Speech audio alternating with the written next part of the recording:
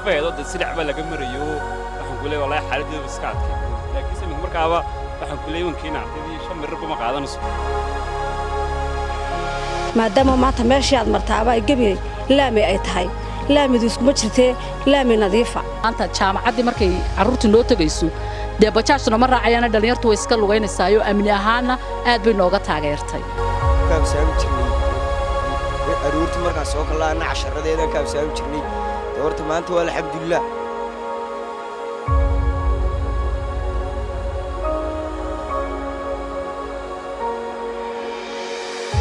xaafadani raf meedhan bay ahayd ilaa intaa qarax carruurtu aad bay ugu dhimin jirto maxaan kudhaa bashaashyadu ay la rugmi jireen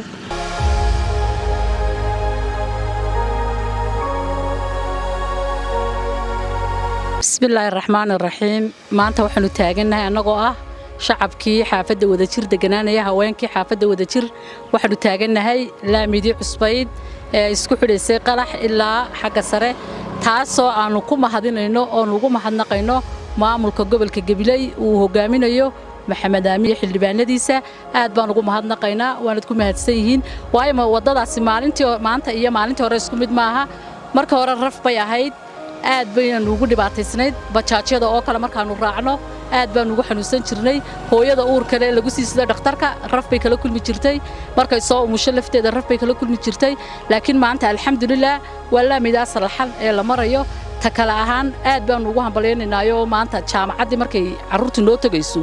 dee bajaajtuna ma raacayana dhalinyartu way iska lugaynaysayo amni ahaana aad bay nooga taageertay haddaanu nahay shacabka xaafadda wadajir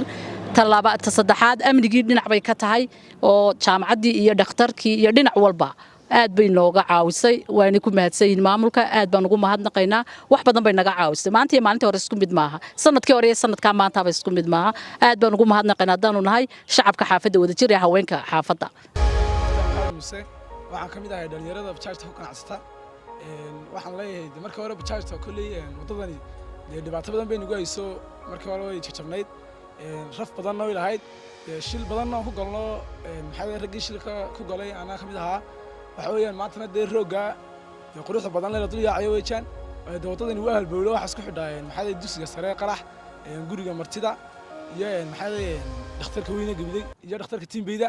marka aad iyo aad baan maxaa ugu mahadnaqnaa maamulka dawladda oo soo hor maanta aad iyo aad alxamdulillah si fiican baan maanta maxaa marnaa wadadii oo si qurux badan maanta wadadii marnaa markii horena dhibaato badan baan naga haysatay oo shilal badan baan ku galnay oo waliba aan tiro badan leh oo la soo koobi karin bismillaahir rahmaanir rahiim magacaygu waa Sharmaaka Muuse Cumar waxaan ka mid ahay ardayda dhigatay Qalax Secondary School horta runtii wadadani waxay nagu haysay dhibaato aad iyo aad weyn waxaanu ka habsaamin jirnay aruurti markaan soo kalaana casharadeedan ka habsaamin jirnay horta maanta waa alxamdulillah waxaan mahad u sugnaatay Ilaahay marka labaad maamulka dawladda hoose annagoo ardaydiya dhiganana fasalka saddexaad ee form 3 waxaan u mahadnaqaynaa maamulka dawladda hoose wadadana waan loo dhisay aad iyo aad baan ugu mahadnaqaynaa maamulka dawladda raxmaan raxiim marka hore Ilaahay baa mahad leh marka labaadna waxa leh dawladdeena waxaan Ilaahay uga rajaynaynaa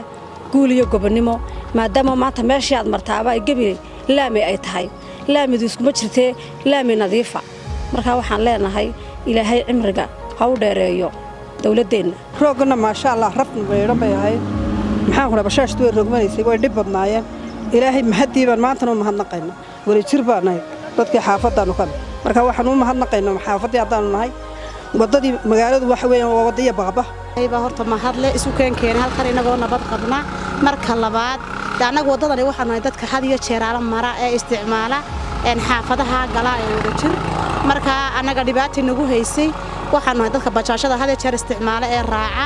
marka waxa nagu haysay dhibaato badan alxamdulillah Ilaahay baa mahadle shacabka had iyo jeer waxaan nahay laamida isticmaala ee raaca ee bajaajada dadka umusha iyo dadka kale ee dhibaataysan xanuunsanayaba dhib bay ku haysay amniga garawaayada way naga dhameeyeen laamidii way nagu gogleen Ilaahay baa mahadle magacaygu waa Mustafa Saad Maxamed waxaan ka mid ahay hay'aday waxaan ka mid ahay dhalinyarada gaadiidka ku shaqeystay magaalada Gabiley markii hore wallahi wadadani rafeedo dad silic baa laga marayo waxaan ku leeyahay wallahi xaaladdeedu iska adkay laakiin se markaaba waxaan ku leeyahay wankiina ardaydi 5 mirir ma qaadanayso bariga horna wallahi raf iyo hogogbaan jiro xataa shaaga qarxayn iyo wax kale iska daayo يا إمي والله الحمد لله ده واحد إلهي لو ما نقو إن مرخص مركبات ماشي تجساد وسعتي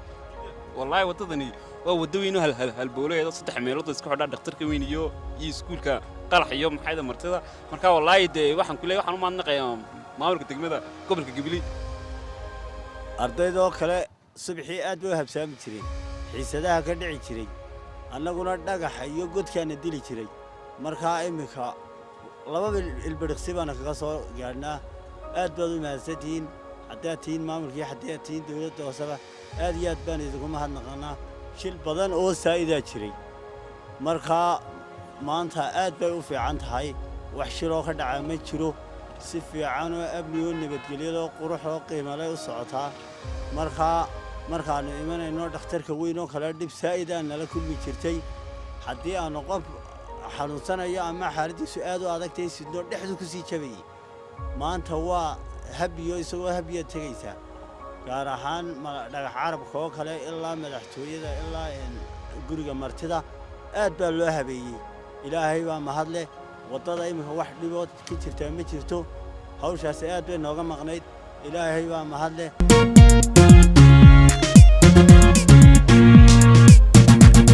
وشوي تعبان